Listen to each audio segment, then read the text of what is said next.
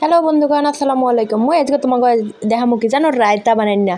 মুই যেরকম বানাইছি সেই আজকে দেখামু। এই টক দই লই নিলাম, একাল গন্ডাই গন্ডাই সব ফেটা বানাই লই নিলাম। আর এই হইলো গিয়া শশা, ধনিয়া পাতা আর হইলো গিয়া পেঁয়াজ।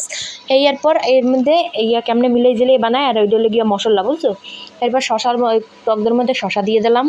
শশা কুচি কুচি করে একাল জিরি জিরি করে কুচি কুচি করে রাখতে দিলাম। এরপর আবার তোমার পেঁয়াজ কুচি কুচি করে রাখতে দিলাম।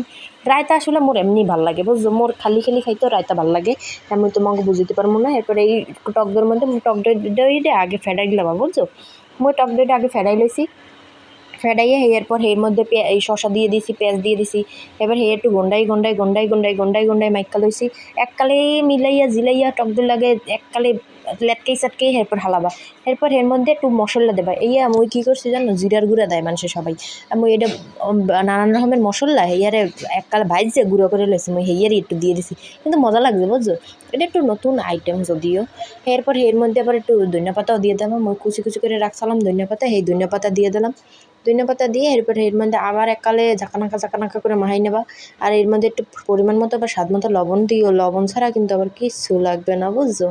এরপর লবণ দিয়ে দিলাম। এই যে এককালে তৈরি রায়তা, স্পেশাল রায়তা।